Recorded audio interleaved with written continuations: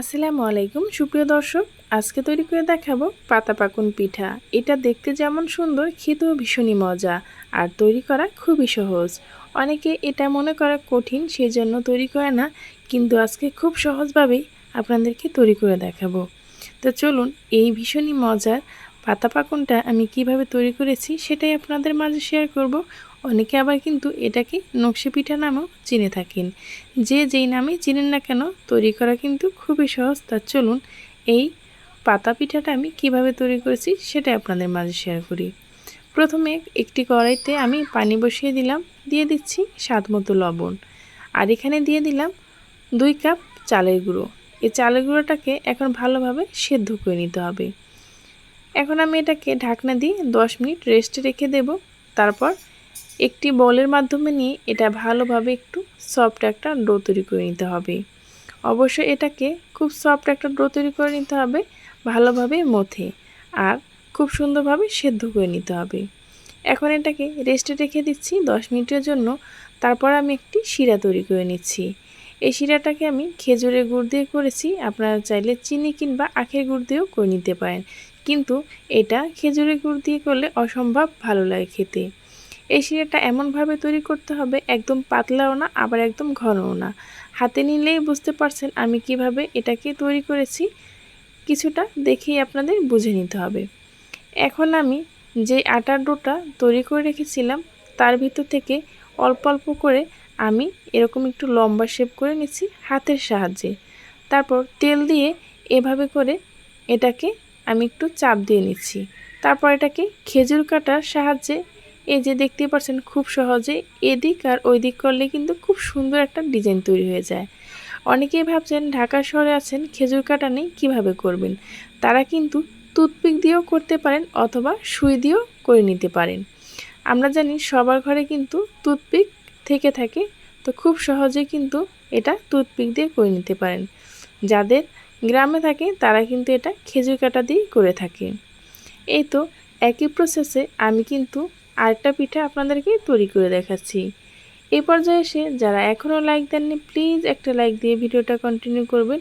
আমার এই ভিডিওর কোনো অংশ যদি আপনাদের কাছে ভালো লেগে থাকে, তাহলে নতুন এবং পুরাতন আপুরা যারা এখন পর্যন্ত আমার চ্যানেলটি সাবস্ক্রাইব করেননি, প্লিজ চ্যানেলটি সাবস্ক্রাইব করে আমার পাশেই থাকবেন। এই তো এভাবে করে আমি সবগুলো পিঠা কিন্তু তৈরি করে নিয়েছি, আর দেখতেই পারছেন কতটা সুন্দর হয়েছে আর কতটা পারফেক্ট, দেখেই কিন্তু ভালো লাগছে, তাই না? যে কোনো অতিথি আপনে এটা কিন্তু ঝটপটে তৈরি করে নিতে পারেন।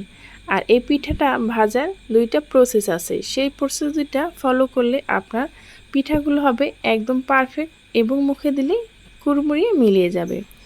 এখন আমি একটি কড়াইতে পর্যাপ্ত পরিমাণ তেল দিয়ে দিলাম, আর তেল দিয়ে এটাকে আমি হালকা ভেজে নেব। এই তো আমি এখন এটাকে অল্প আঁচে রেখে এটাকে হালকা একটু ভেজে নিচ্ছি 2 থেকে 3 মিনিট। মিডিয়াম আঁচে রেখে এটাকে 2 থেকে 3 মিনিট আমি ভেজে নিয়েছি। দেখতে পাচ্ছেন এটা কালারটা কিন্তু বেশি একটা চেঞ্জ হয়নি। এখন এটাকে আমি উঠিয়ে রেখে দেব। এই টিপসটা কিন্তু ফলো করতে হবে, তা নাহলে কিন্তু এই পিঠাটা শক্ত হয়ে যাবে, খেতে পারবেন না। এখন আমি এই তো এই পিঠাটা উঠিয়ে রেখে দিচ্ছি। একদিন পরে আমি আবার এটাকে আরেকবার ভেজে নেব। ফিরে আসলাম পরের দিন সকালবেলা, আবারও এটাকে আমি ভেজে নিচ্ছি। এই পর্যায়ে কিন্তু আপনার খুব ভালোভাবে ভেজে নিতে হবে, মানে মুচমুচে করে, কালারটাকে লাল লাল করে। এখন আমি এটাকে আবারও মিডিয়াম আঁচে রেখে আস্তে আস্তে জাল করে এটাকে ভেজে নেব লাল লাল করে। অবশ্যই এটাকে মিডিয়াম আঁচে রেখে মুচমুচে করে ভেজে নিতে হবে। দেখুন আমি এটাকে কিভাবে ভেজে উঠিয়ে নিচ্ছি।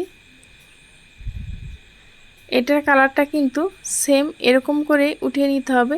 এটা থেকে যদি বেশি আপনি লাল লাল করে ভেজে ফেলেন তাহলে কিন্তু কালারটা সুন্দর আসবে না।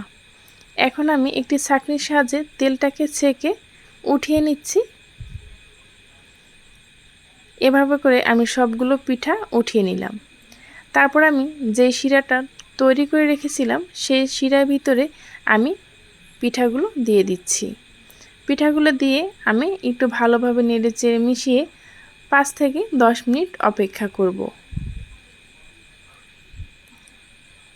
5 থেকে 10 মিনিট পর আমি শিরা থেকে পিঠাগুলো উঠিয়ে নিচ্ছি। আর দেখতেই পাচ্ছেন কতটা সুন্দর আর কতটা পারফেক্ট হয়েছে। আমার এই রেসিপিটা ফলো করে আপনারা যদি বাসায় তৈরি করেন আপনাদেরটাও হবে ইনশাল্লাহ পারফেক্ট। এই পর্যন্ত যারা আমার সাথে ছিলেন তাদেরকে জানাই অসংখ্য ধন্যবাদ। পরবর্তী ভিডিও নিয়ে আসা পর্যন্ত সবাই ভালো থাকবেন, সুস্থ থাকবেন। আল্লাহ হাফেজ।